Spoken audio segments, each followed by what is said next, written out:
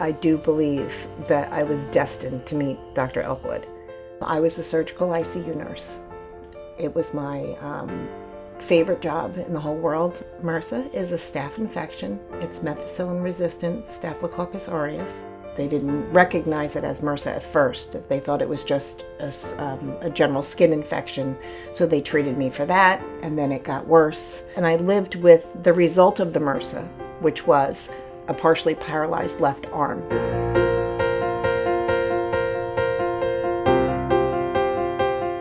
I went for one of my routine mammograms, and by the time I left there, I knew something was wrong.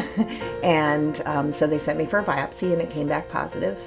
And from the minute it came back positive, we just decided to throw our shoulders back and put our head up, and decided that we were going to fight it. And the first thing I did was went to Dr. Chigaris, who works with Dr. Elkwood, and he discussed my options as far as mastectomies and so forth, and we'd agreed to do a double mastectomy. So after Dr. Chigaris, I went to Dr. Elkwood, and that's when we discussed the reconstruction.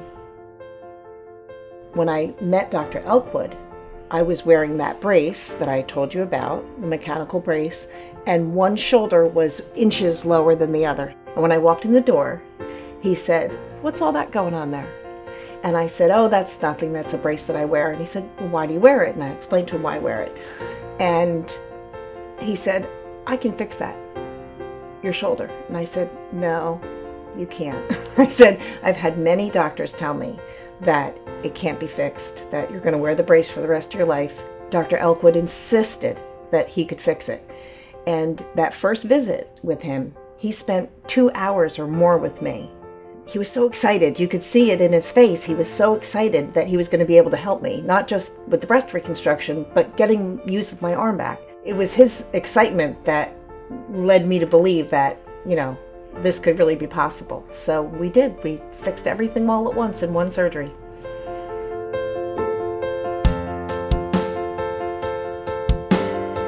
I had an arm that I hadn't used in 7 years, and he was able to fix that. And at the same time, he needed a medical illustrator.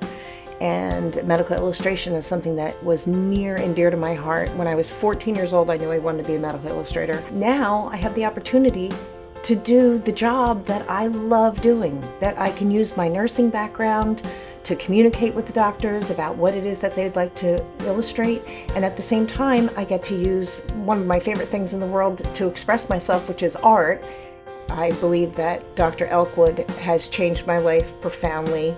I'm a different person now than I was before I got breast cancer, and I owe a lot of that to him.